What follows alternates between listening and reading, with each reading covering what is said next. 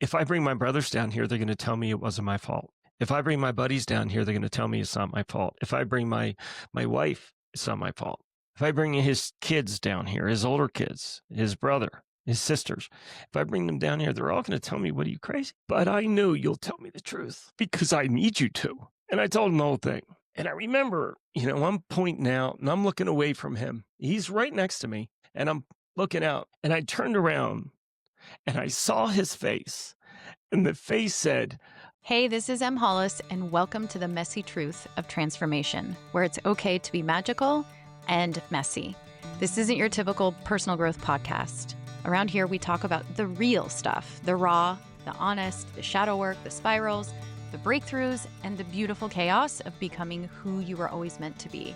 If you've ever felt alone on your healing and growth journey, or you wondered why it feels hard even when you're doing the work, you're not crazy, and you're definitely not alone. Let's dive into the messy truth of what it actually takes to transform your life.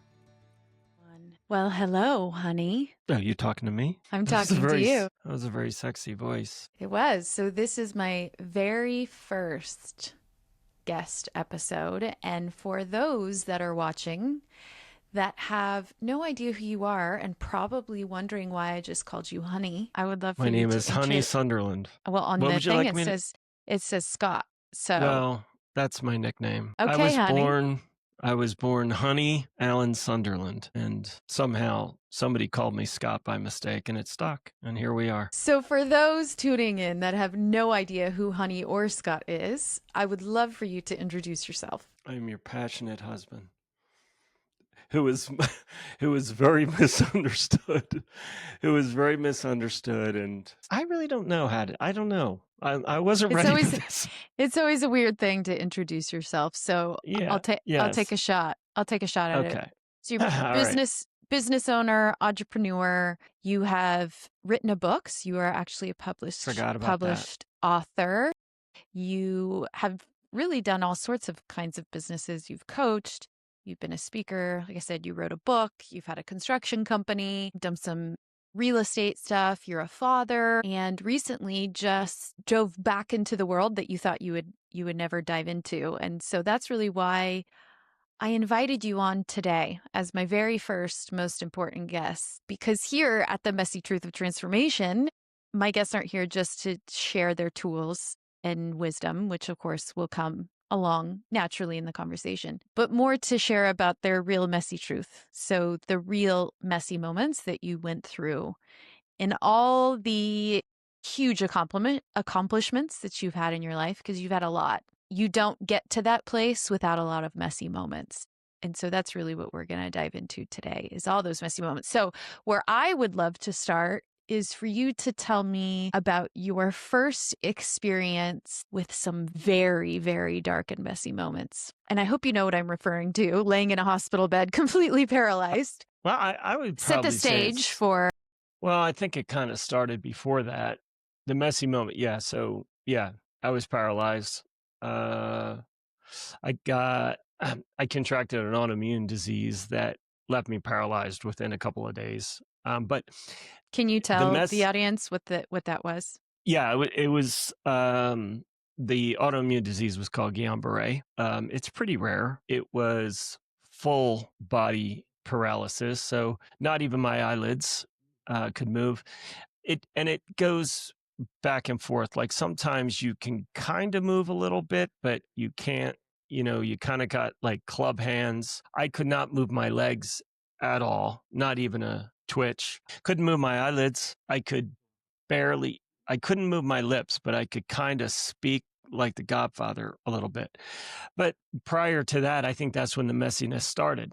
It wasn't that. It was trying to please other people to the detriment of my own health. So And it wasn't tell me a little bit physical. about that. It was more mind. It was, I was building 2 stores. It was a Victoria's Secret Beauty when they had those, and something else. So obviously at this point, you have a business in your contract. Yeah. Oh yeah. I'm working on the business. I had some guys, and my brother, he would drive down to, Maryland from Philly every day. I mean, just insane to help me. because I was really in trouble with these 2 jobs, and I was so overloaded, working so many hours. There just wasn't enough hours in the day, and the days went by so fast, and nothing was right. Everything was wrong. I mean, as far as the work goes, nothing I was doing would I ever be proud of. It was hurry up and get it done. The pleaser, and you and I talked about this earlier. I still kind of view my job as this, but somebody has a problem and they hire me, and I'm the answer to their problem. You know what I mean? That's how I look at it. And if you hire me, I'm giving you everything I have, all that I can give you. I took a lot of pride in that these people trusted me, they hired me, and they were going to pay me to do something that I love to do. For me, it meant the world. When I was kind of disappointing them, I knew I was disappointing a lot of people because I just couldn't keep up. I didn't have the manpower. I didn't have the guys. I remember just thinking, I just want this to end. I just want it to be over. I just want to go home. I want to go to bed, and I just want to sleep for a week. Mm. And the longer the days got, and they got long and very dark and alone, very alone, and with problems I didn't know how to solve, it became the mantra. I just want to Mm. go home, and I just want to go to bed. I just want Mm. to go home. I just want to go to bed. I started to get sick physically, fevers, high fevers. Listen, I'm just telling you what my temperature was. It was 105, and I was sitting in my truck, and my brother came out, and he's just like, whoa. And he's like, we got to get you to the hospital, dude. That's kind of where it started. And I recovered from that in a week, and I went back to work. And 3 months later, that's when, the GBS started. No one knew what it was. Scary. Yeah. My son was a year and a half old. It's like I'm the provider. I have to get out there and provide. Now, all I cared about was, will I walk again? Or I knew I would walk again. That was never a question. It was, how long is this going to take? Because I got shit to do, man. I got to get back out there. And I think that's when I started to realize how serious it was, when you would see the looks on the people's faces. And I didn't know that my eyelids weren't blinking. My eyes were rolling up into my head. That's how I blinked. You don't know what you look like. You don't know anything. So they kept a lot from me until I saw myself in the mirror. And that's when I said, oh shit, this is a road here. So yeah. So I would love to know how, in the moments even leading up to the GBS and being in the hmm hospital, where was your mind at? Were you like, I just have to keep going like this? How did you how uh, where were As far you as at as far as the mentally? work, Yeah, mentally the obviously if work. you're having 105-degree temperatures, like something's going on in your body. Were you just thinking, I'm just going to keep pushing through this? Well, I think that's why I got to 105, right? Because when it was 102, 103, I was still going. Stress is a funny thing because your mind is saying one thing and your body is saying the complete opposite. Your mind is saying, you got to go, you got to go, you got to keep going because this is your reputation. This is personal. It wasn't business for me, it was personal. I wanted to be respected. I wanted to be seen as, oh, that's Scott Sunderland. Oh no, I'm sorry. That Honey Sunderland he's the guy. And that is going through your mind when your body is just like, are we done? Because I think we're done. I think we need to go to bed now, and I'm going to go to bed now. I need to shut down. It was like the computer that, the virus has taken over, and all the pop-ups keep showing up. That was my mind. And the computer's just like, all right, let's just shut this thing down. It's the only way to reboot it. And the body won. The body Yeah. won. So, So at that point, I know now, our listeners don't know, but I know at that point, once you reached the hospital and they said it's Guillain-Barré, they treat didn't it know like the much. cold. We treat it like the cold. They didn't know much about it at that point. Mm-mm. And Mhm. so that you didn't really have any idea what recovery would look like. But at this point, you had been studying pieces of spirituality and thoughts Mhm. become things like that, Mhm. correct? Well, I guess to probably answer your question before you ask it, the thought that kept running through my mind is because I read Eckhart.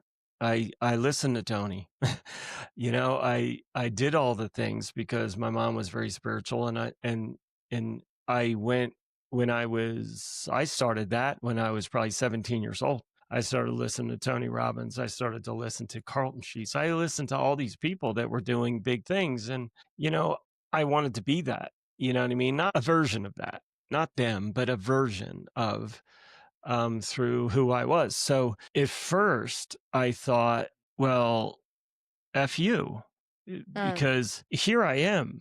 What kind of cruel joke is this? Follow that and put out this path and visualize it in my mind. And I didn't visualize this. Mm. So I remember my sister-in-law came in and she brought me a book, and I think she was going to read it to me. And I said, "Get it out of here. I don't want it." And I think she was shocked by that because it was like, wow, what has What was the happened? book? I think it might have been Eckhart, maybe, or I'm not 100% sure. It was a book in This that was realm. definitely, Yeah. yeah, definitely in that realm. And it was like, well, look at me. Mm. I did all that, and now here I am, So I'm not Did exactly open to that right now. Do you think that you lost faith in all of that in those moments? I don't think you can't lose faith in all that. You have to understand that when it first happened to me, it came on very quickly. And then I went through the first 2 weeks were the discovery phase of what is this thing that is affecting you? So at first it was like, oh, it's got to be an inner ear balance. I heard that. It might be this. And then it was like, well, maybe Bell's palsy, but that only affects the face. Everything dropped when I heard MS. That was the one. And I was just like, I can't be here for that. I don't want to live that life. And because it's a challenge. I watched somebody close to me go through that. So, just I have a 1.5-year-old son. Yeah, I want him to have a father that can, throw the ball for him because that's what my life was pictured in my mind of with children. And, at first it was like, it can't be that. And then it's not going to be that. I don't know. It was just a weird thing. It was a weird knowing this it wasn't even a thought, it wasn't a voice, it was just this knowing of this is a temporary thing, dude. It's a reboot. Just go with it and just chill. This is your time to rest, man. You have one job, and that job is to walk again. That's it. Get back to the picture on the wall. And that's the goal. That's the story here. And if you can do this, you can do anything. So it really became the goal. But in the goal of that, you get lost in the despair. You get lost in the depression. You get lost in the tiniest win.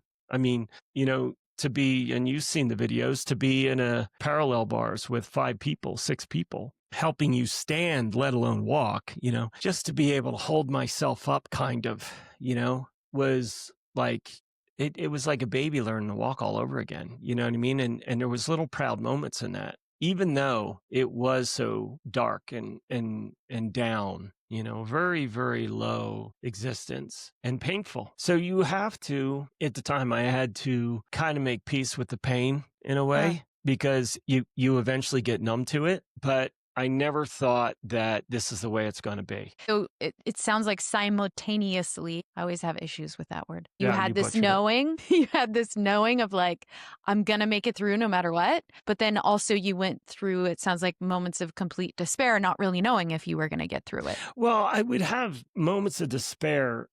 I don't, it's so strange, the mindset that I had at the time. I remember my dad would come in.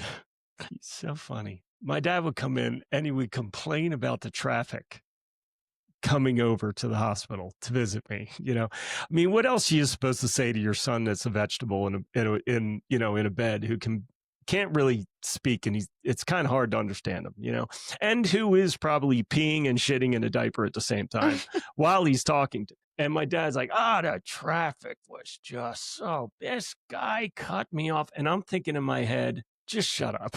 Like, Mhm. dude, I want to be caught in traffic so bad right now. Uh, I want uh, somebody to cut me off so bad right uh, now. Tell me what it felt like. yeah. Tell me what Yeah. it felt like to drive the car. Because I forget. It's been so long, Uh, And you ever see that there's that video of the cows that have been locked up in the barn for so long, and and they come out. You've seen it. We've watched it Mm-mm. together. Mm-mm. And they come out of the I think you've barn and told me about it, but I've never seen they it. feel the grass for the first time. Well, we saw it on Clarkson's farm where the Oh, cows come out and they're like so happy, it's yeah, spring and yeah, they're jumping and they're yeah. hopping. But the first time that I actually got to get out of the Mm. hospital, because I'm Uh, in the hospital, I'm like a prisoner. I can't uh, leave. I uh, have two rooms I go to. The uh, room that I live in and uh, the room that they rehab me, which is basically stretching me to the point of massive amounts of pain that I wanted to kill everyone. Um, but you can't fight, you can't push back, you can't do anything. You're so helpless. It really was an insight, like to not have your functionality, to not be able to take a fork and to raise it to your mouth and uh, put it in your mouth, to uh. not be able to do that. It's so bizarre and humbling, but in some way it's powerful. I guess the power for me was the knowing that I'm going to come back from this. And it was just that simple. So Well, this is just temporary. you always held on to that belief, you Always. think? Okay. I just knew it. I mean, I Mm, knew it. Like I saw the movie. It was mm, like I'm watching the movie. I'm in the mm, movie, but I'm watching the movie and I know mm, how the movie ends. mm. So, yeah. Do you think that that's what got you through those really messy, dark moments, is knowing that this was gonna pass? No, I just sat in it. Yeah, When you're in the dark moments, you're just in the dark moment, yeah, and some moments are more painful, and more depressive and yeah, more solitary. It's a very solitary existence when you're in pain and no one can understand. Like, I remember I would lay there some nights where the aides would come in and they were instructed to move my legs. And every hour, whatever, they would move my legs like a bicycle. And because if they didn't, they would like atrophy to the point where it was so ungodly painful. I couldn't move them, but they were so incredibly painful. And I remember just sitting there like, please, God, please send them mm, in here mm, because they're walking around out there. I hear them, but yet they walk by. And it's kind of like you're waiting for your rescuer to open the cell. You know what I mean? It really felt that desperate. And it, I, f- I guess I felt like, you feel the pain of the world. You know what I mean? Like when you really can get inside somebody's trauma, whatever they're dealing with, you know what I mean? I really felt that in so many different ways. mm. And so it gave me this new look on humanity. So what I know this answer, but obviously the audience doesn't. What would you say got you through to walking again? And obviously on the other side of it, you came out, took, what, about a year before you were fully, totally back to mobile. And so what was Yeah. it, do you think, that got you through that experience? Perseverance, honestly. I think the waiting, just being patient and accepting where I was and being Mm, okay with where I was, mm, being okay with it. It's funny when all I kept thinking about the whole time is I would just stare at this clock on the wall and I would think, God, when one day I'm going to look at that clock like it's time, I'm getting out. You start to rely on people that you don't even know, like my caregivers, my rehab people. Wow.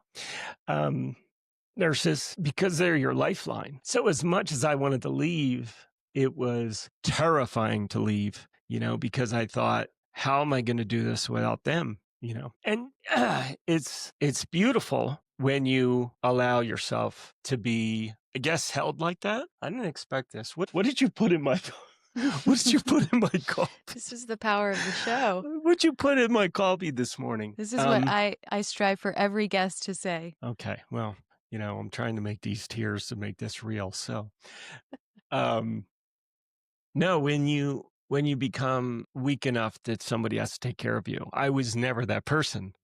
I never was that person. I was I was a survivor, you know, um, at a very, very young age, with my childhood and, loved it. But, I'll take care of myself. I'll do it myself. I'll take care of myself. Not in like, a mean way, just I'll do it for me. And then here I am and I had to let people take care of me. And now suddenly, I remember when my one nurse, I'm just like, how am I going to do this without you? Like, we have a thing, you and I, and even, and I know you've heard, goodness, you've heard, the story of Mo, my, oh God, my rehab Hitler. She would just torture me.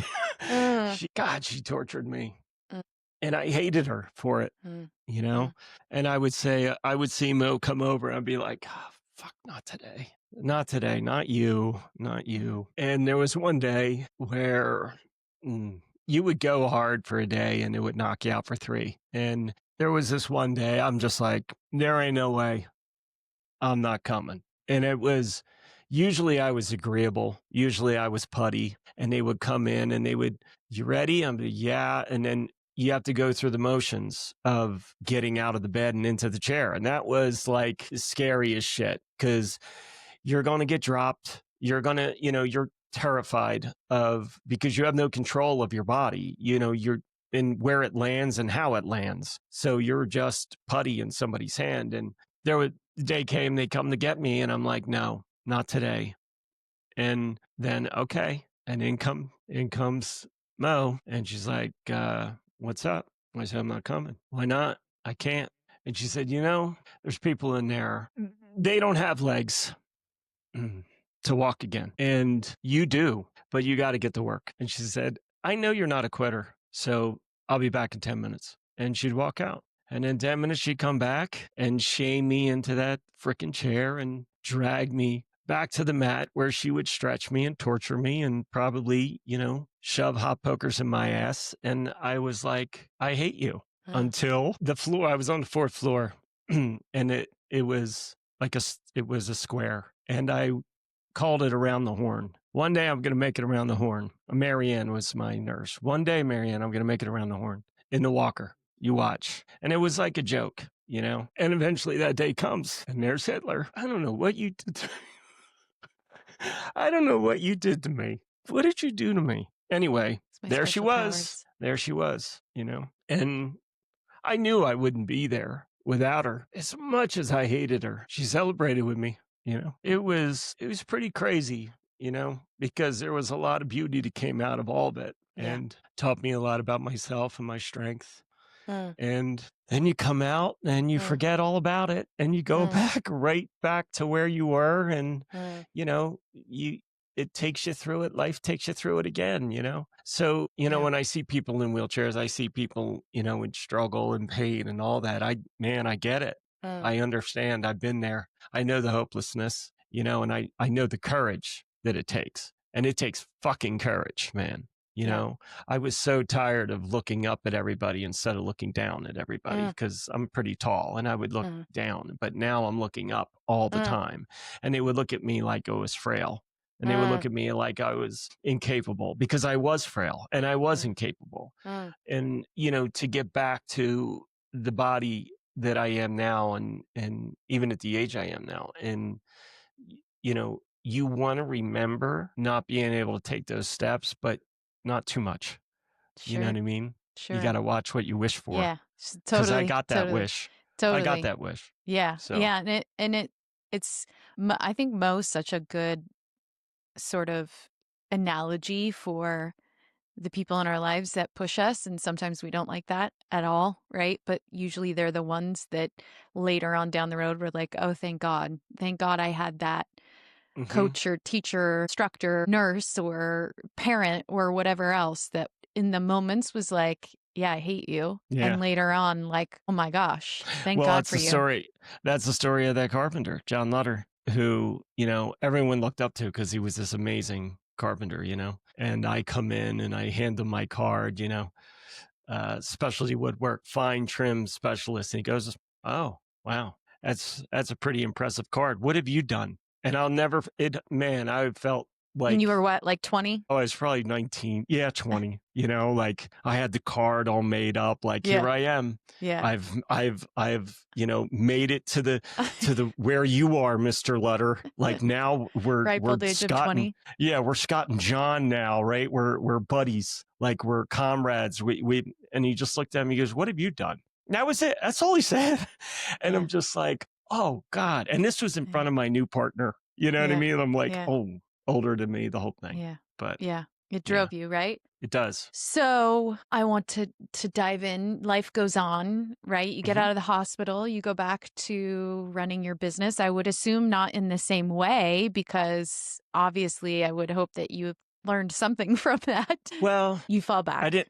Yeah, listen. If you pick all the weeds out of the garden and you don't get the seed, weeds are coming back, right? Yeah, So they so do great come back. segue Yeah. into the next big messy, messy, messy moments, messy period, Are messy you just time. trying to get me to cry this whole time? Is this It your is. plan? This is my intention. Okay. So I don't know how long, about 10 years later after this? Um, Maybe a little bit longer. It was 2012. 2001 was when I was paralyzed. So So 2012.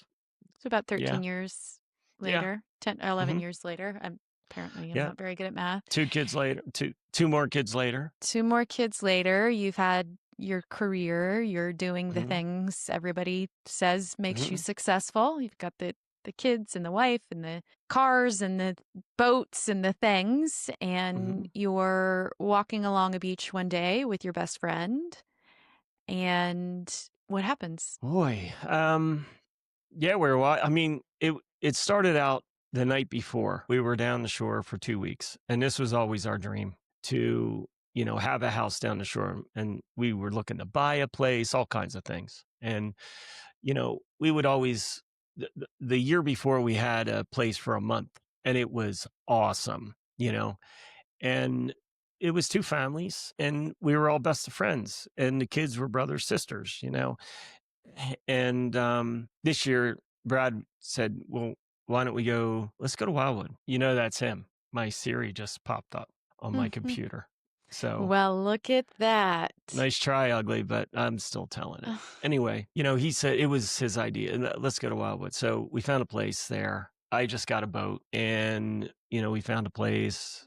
Boat in the backyard, and I remember it was just this wild night. Like the four of us, my ex and his wife and him and me, we were sitting out there.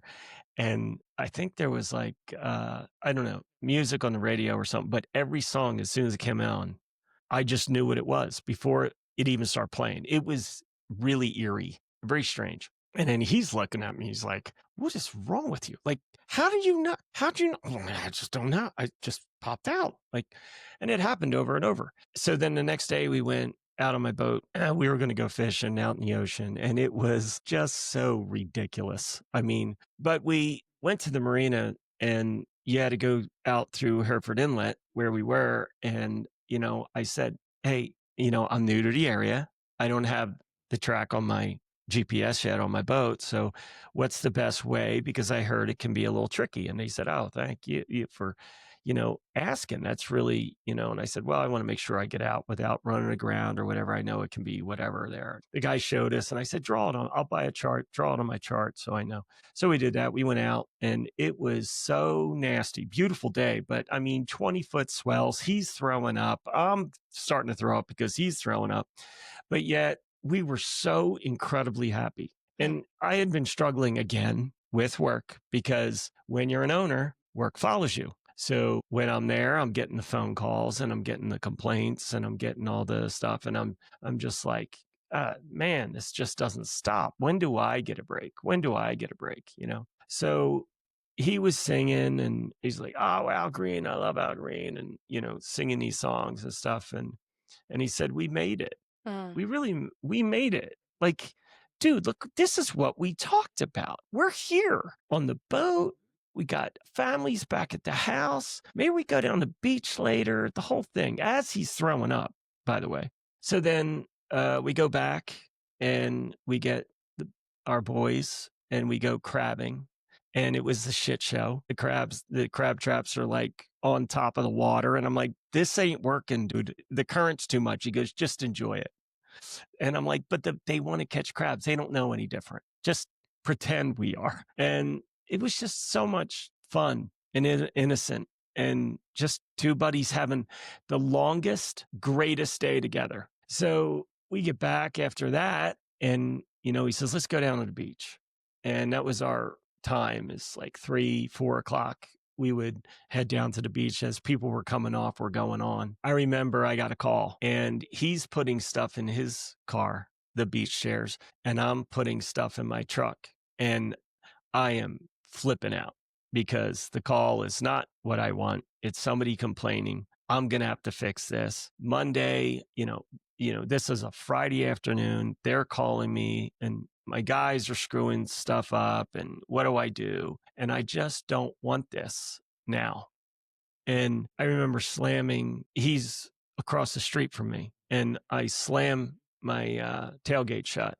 And I'm just like, under my breath and angry. And he's like, bro, what are you doing? What are you so angry for? Were you not with me today? And I just looked at him and kind of gave him a glare like, I have every right to be angry right now because things are going to shit. And I'm here and I want to be here more, but I can't be because I'm thinking of problems and whatever's going to happen on Monday. And, we go to the beach and, we're kind of hanging out and having fun. And then the two little girls, my daughter and his daughter, they were both, I guess 7 at the time, I think. And they were running down, playing in the tidal pools. And we were at where the Hereford Inlet, the one that we went out on the boat, turned into the ocean. It was the inlet, and then right turn, you're on the ocean. And we were kind of right there. And we were walking down the beach, and, it was the two girls, me and him, and then Aiden, my son, who was 9. And somehow my daughter Allie got on my shoulders, and I'm carrying her.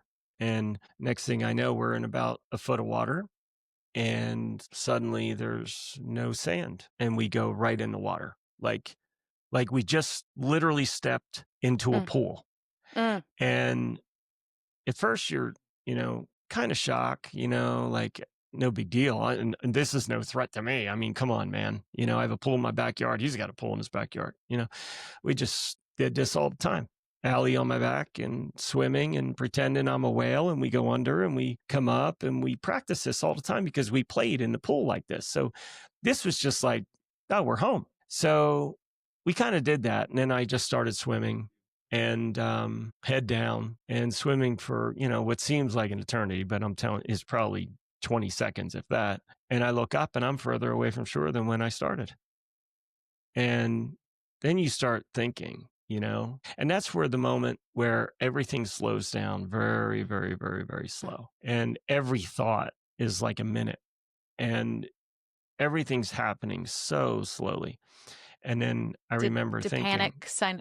Did you start to panic in that moment? I don't think so. I don't think I panicked. I just thought I got to get moving. And I knew I had it. It's so strange because it's a lot like when I was in bed. I knew I had it. I knew I could get there. It wasn't nothing's I it's like this. This is what it is. This was bigger than me. This is way bigger than me. There was something else there, and I knew, just like in the bed, I knew that something else would not let this happen to me. Not the worst case scenario. And it was the same here. And it was at one point where I swear it was like something pushed me, because what happened was it was kind of like a whirlpool where we were. And it was very infused. The water was salt water, obviously, and it was infused with air, like a lot of turbulence. So you couldn't get grip. Like in swimming in a pool, you can get somewhere. Here it was like you couldn't. Like it was like there was a rope tied around my feet holding me in, and I'm trying to fight the rope, right? And that's really what it felt like in the beginning. And then all I kept thinking is just go, just throw your arms out. You got to get to the sand. And it was really like at the last moment, I swear I felt like a push. And then my 2 fingers hit the sand, and I knew I'm here. And then the next job is now you got to get up this cliff that caved in, because it's, now it's Like an elevation basically change. a drop off. It was a drop off. Now I have to climb up it, and there's nothing underneath my legs to, it's like quicksand. As soon as you touch it, it dissolves. So I do get up, and I am exhausted. Aiden came down and grabbed Allie off my back, I remember just laying there thinking, "Oh, man, I'm gonna have a heart attack here. I could die." I mean, I'm thinking my heart's gonna just explode. And then I heard him, and that's when I looked out and I saw him, and he was, probably about, I don't know, 150 feet from shore. Him being Uh, pro Brad, obviously. Yeah, Brad, and, looking up the inlet because his daughter was in the water, and she was about 100 the same distance off the beach, but the same different distance away from him. And immediately, he looks at me, and he says, "Scott Brandy." So, I gotta get her. This this is the code, right? This is the code. It's I have to get her. And I remember looking back at the kids, and Aiden was distracting. They were distracting each other, drawing in the sand while all this is happening, and there's no one around. No one. And I'm looking and I'm yelling and I'm screaming, but nothing's coming out. I can't hear anything. And I I see her, and at first she's very kind of calm. She's swimming hard to the point where her body is up out of the water, up to her chest, like she's lifting herself. And then as I looked at her, she's looking at me and we kind of lock eyes. And then she started to scream. And that's when I'm thinking, Brent, don't scream. You need this energy. And she can't swim against the current. So he's getting swept away from her, pulling him out to the ocean. She's kind of trapped in this whirlpool that's holding her in this one place, like there's a rope, like there's an anchor. And I look at my kids on the beach and I think, this is goodbye. I'm not coming out of this. And she was that far, and I knew that she was that strong, even at 7, that strong that she's going to climb on me and I'm going to drown. And we're both going to drown. And when I get in the water, and all of this is happening in split seconds, but Sure. all of it happens in your Yeah. mind in such a slow motion. Slow It's motion. insane. Yeah. So then when I go back and I start getting back in the water and I fall kind of back in again and I start swimming to her, I probably swam 12 feet and I saw how far she was from me and I knew I'm never going to get her. And I turned around. That left a mark. That definitely left a mark, because I didn't know, if she would make it. And, Huh. there was a lot of beating up in the moment. But I knew if I would have kept going, both of us wouldn't make it. And what do you do?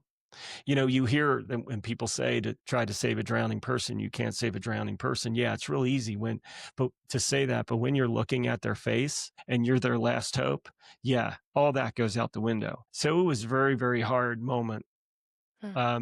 If my kids weren't there, I probably wouldn't have turned. I don't think I would have turned around. I know I wouldn't even have probably made it to her. Honestly, I would have got caught in the current, right?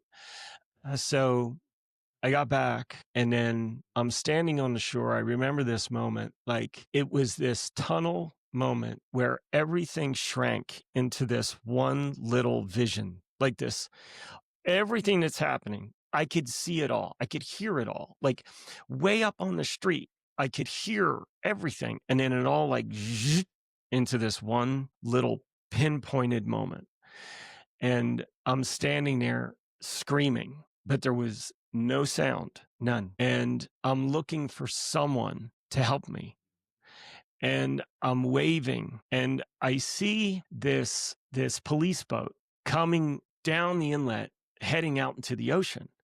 And he sees me on the shore. I mean, I'm waving and I'm pointing to where they are in the water. And I yelled at Brad, just stay up. You're good. He's coming. You're good, bro. You're good. Just stay up. Just stay up.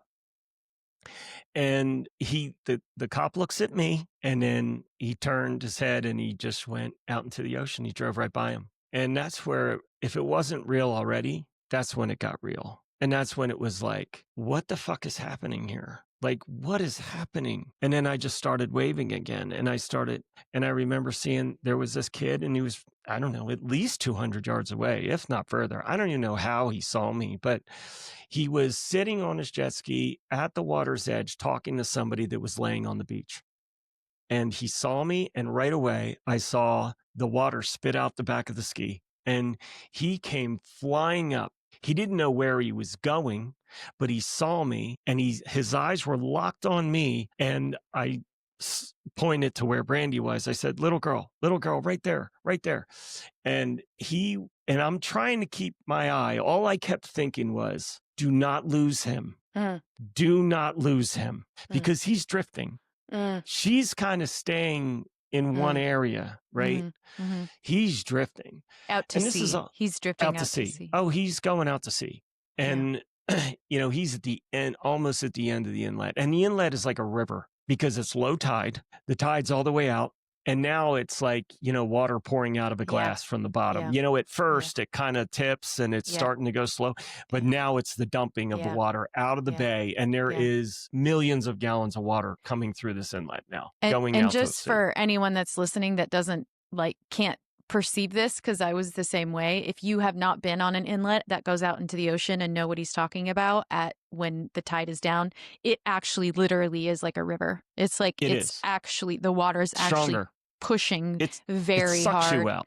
Yeah. Yeah. It's It doesn't take you in the current. It no. sucks you out. Yeah. Yeah. So it's kind of like when you're on a beach and you're standing and a wave comes up and the wave goes out and Yeah. you're trying to hold your feet in the Yeah. sand and the sand Yeah. gets ripped away. Yeah. It's the same thing, but Yeah. in Yeah. a river. It's like Yeah. it's beyond a river. Yeah. It's beyond a river. It's a Yeah. suction. You Yeah. can't fight it. Yeah. So, and he's in it. So, you know, this kid comes up and and I see him. I see as soon as I see him come up to where I think she is, then I'm looking over at Brad and I'm keeping my hands out like this, I'm keeping them stretched out to point it basically to where they are.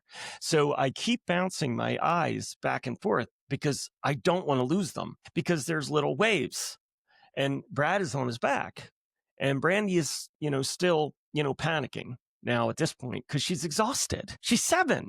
I watched him after I saw Brad. I was watching him and I turn back and I see him come up to where she is and she is not there. And I see him reach his hand in the water and he pulls her up by her hair first and then gets her, like her back, like her arm. And then when I turn back, I see him and he's on his back and he's out like this, and I'm watching this moment and it, again, time stands still. Everything that is happening with the jet ski and Brandy is like not even in the frame anymore. It's like it's not even happening. He's bringing her up to the beach and I'm not even paying attention to what's happening because I'm watching him. And it's like this, I swear to you, like he got taken home. Like it was the most beautiful moment. And there's this panic that's happening outside of my vision or construct of my reality. And I'm watching something fucking magical. I could feel it. I could feel it. And then this little wave comes up and he's gone. And try to explain that to somebody. Because it's a tragedy. I just literally watched my best friend drown. And I may or may not be the reason why he was out there because I was in front. I'm the one who's walking down the beach. I'm the one who stepped in the hole. I'm the one. And that's all your voice keeps, the voice in your head keeps saying. So, and this is a beautiful man. This is the one everybody looks up to. And you're the guy, that's really what I was saying to myself.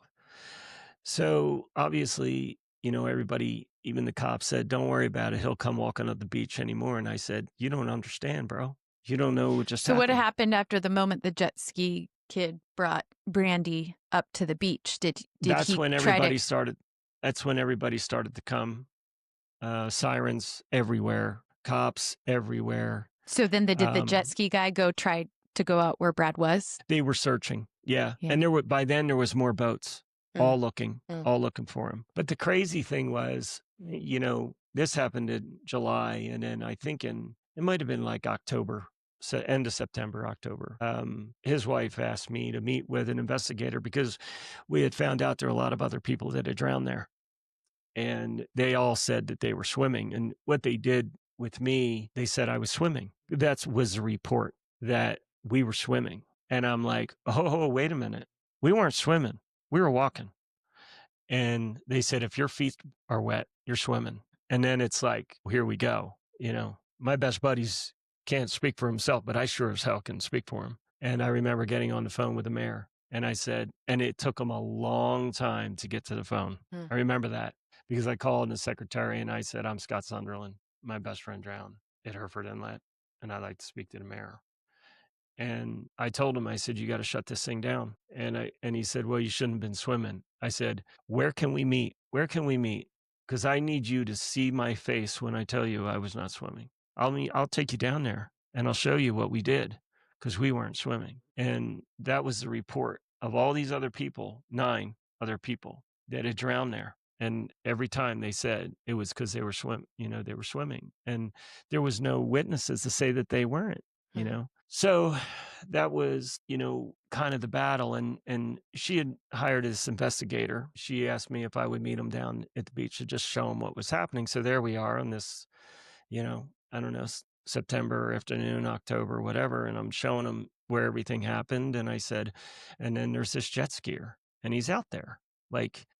I don't know, he's like 200 yards down and he comes flying up. And there was this, when I'm explaining this to this guy, Uh-huh. there is this jet ski out there. And I'm like, well, kind of like where he is now. And the jet ski is just sitting in the water and he's Mm. looking at me. And I'm like, looking at him. And I'm like, that's him. And I'm like, I start walking up to the edge and he starts bringing his ski real slow, like creeping up to the edge of the water. And I said, that's him. And I think the investigator turned white. He could not understand what was happening in this moment. And he goes, Mm. that's who? And I said, that is the guy that saved my niece's life. It's him. And we hugged. And I'm like, what is this? And he said, I haven't been out here yet since that day. And I was putting my ski away today for the season. And I said, I have to close this out. And I turned around and I looked right at the investigator. I said, yep, this is my buddy. I said, I have no doubt in my mind that this was created by something way bigger than all of us. And maybe him, maybe God, maybe angels, maybe I don't know what, but something magical is happening right now. And it was beautiful. It was Mm. this beautiful reunion, and he hadn't been out since July, Mm. hadn't been out on a ski at all. And he said, I told my dad, I'm going to put the ski away, but first I have to go. And I have to settle the score, so to speak, So with that the water. the incident happened in July and this was late September. So I it was think so. months after Yeah. the Oh, incident. yeah. He Yeah. just It was happened to be there wild. that day. Yeah. Yeah. And it wasn't like a weekend. It Yeah. was during the week, like Wow. at 2 o'clock in the afternoon. Like, Wow. what is it? What are the, Wow. you cannot tell me, oh, well, that's a Wow. coincidence. Wow. So, we found out that, yeah, there was a lot of others. And there was the most horrible, well, there was one that left a big mark where this girl had, she You was got an to talk addict. into the microphone. I'm sorry. She was an addict and she was trying to get her life together. And she decided to come and live with her sister, who lived in Wildwood in the town or visit her or whatever. And she had a boyfriend that no one really knew.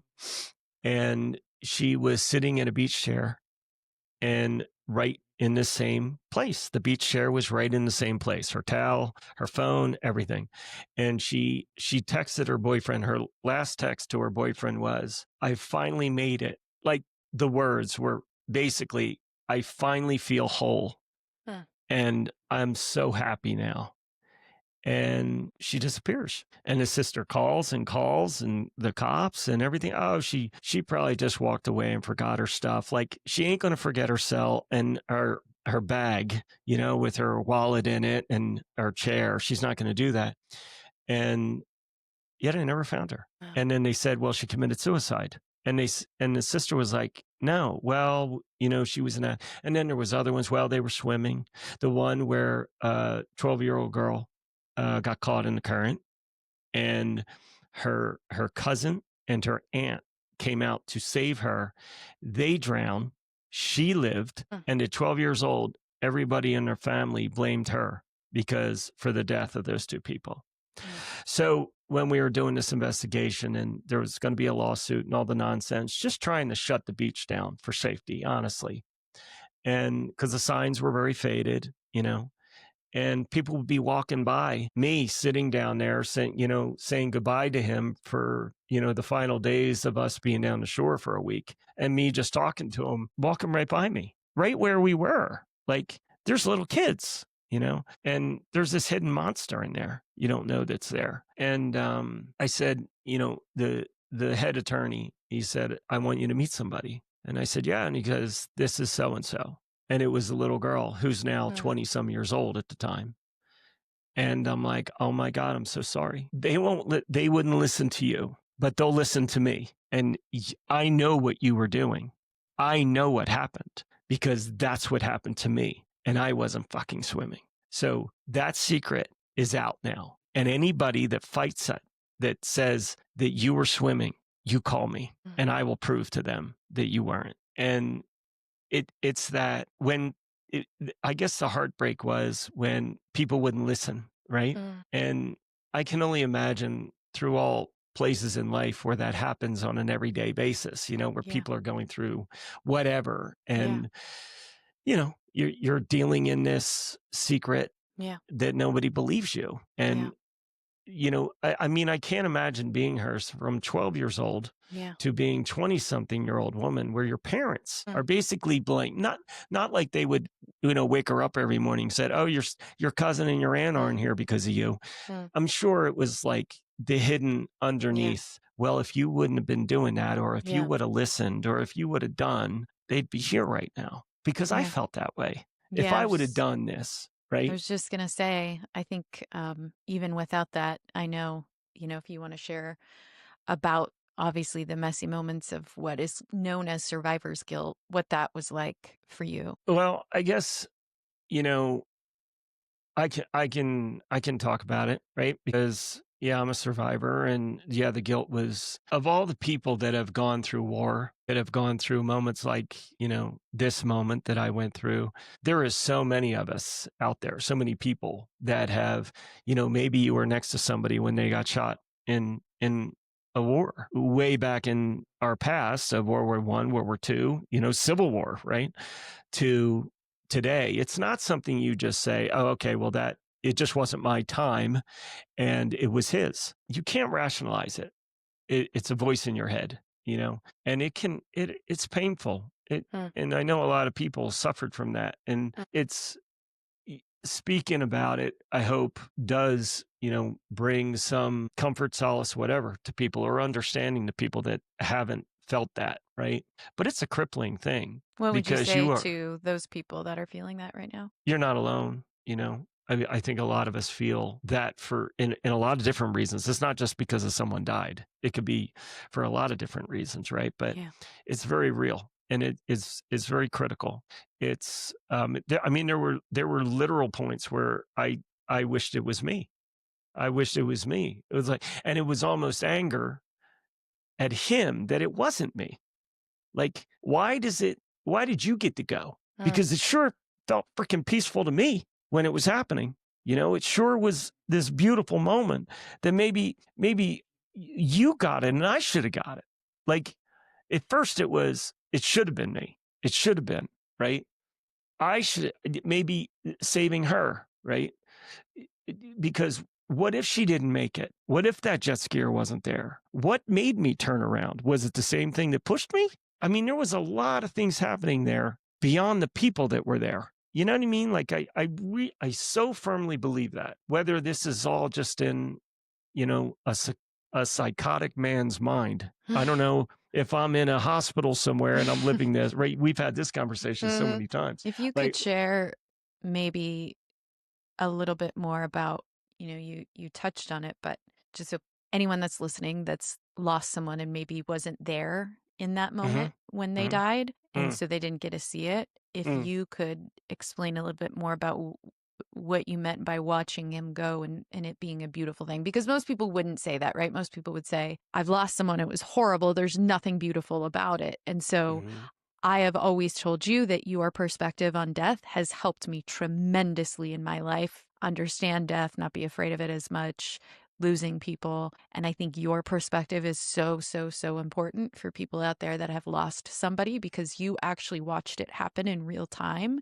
So if you could share what what you mean by it was beautiful in watching that moment happen. It was, reality kind of gets sucked away, right? The tragedy in the moment kind of gets sucked away. I got pulled into that. Maybe it sounds weird, but maybe his viewpoint of what he was seeing, I somehow got pulled into that and I could feel it. It wasn't just seeing what I was seeing.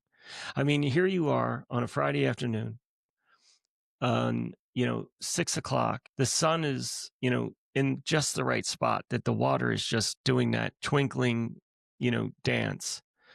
And he is laying out like he's Jesus Christ on the cross, but he's laying across the water. It was like, this light shine down on him. Like I could perceive that.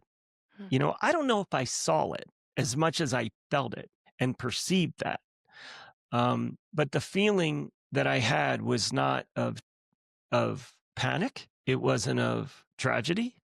It not, everything in that moment disappeared. It was, I mean, beautiful doesn't do it. Love doesn't do it. It's something way beyond what a human can feel. And I have felt that later in life, I don't know if I ever felt that beside that moment. And it was very fleeting. It was very quick, but it made the impression so strong that I knew that he was home. He was home. Not that this wasn't his place anymore, but he was home. That's where he came from. That's where we come from. And it was like they literally just lifted him up. And I could almost see it. I didn't see it, but I Yeah. felt like they Felt. were lifting him up. Like he's coming home. He's coming home with us. You stay and deal with the mess, you Yeah. know?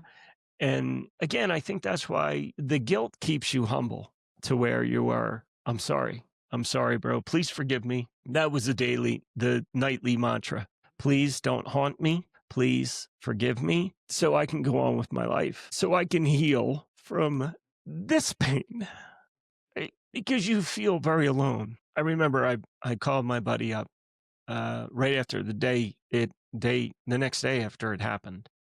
And I said, no, I called him that night and I said, I think you need to come down here. And he said, I'm on my way. And he came down and I walked him down the beach. Next morning, we walked on the beach and I told him everything that happened. And I said, listen to me. If I bring my brothers down here, they're going to tell me it wasn't my fault. If I bring my buddies down here, they're going to tell me it's not my fault. If I bring my wife, it's not my fault. If I bring his kids down here, his older kids, his brother, his sisters, if I bring them down here, they're all going to tell me, what are you, crazy? But I know you'll tell me the truth because I need you to. And I told him the whole thing. And I remember, I'm pointing out and I'm looking away from him. He's right next to me and I'm looking out and I turned around and I saw his face and the face said, what is wrong with you? That you think that this is on you? What is wrong with you? And I'll never forget that look on his face of, it was almost like disappointment. Like, oh my God, dude, you got to stop this right now, but there's that voice in your head, right? And you're just going through it. You're just feeling it. And that voice can be from that. It can be from anything else. We all have it. We all have it. And it's not exactly loving. Right. So I think for me, my journey in all of this and through all of the stuff that I've gone through is no matter who I am, because we all have sides. I have, Scott the dad, and then I have Scott the boss to the same people. And I've learned that Scott the boss isn't exactly like Scott the dad. He can be a little harder. I've been told. Anyway, you start to learn the different sides of you, Yeah. and heal the different sides of you. And it Yeah. doesn't happen in a day. It doesn't happen in a night. It doesn't happen in a month. It happens in years because it's been years for me.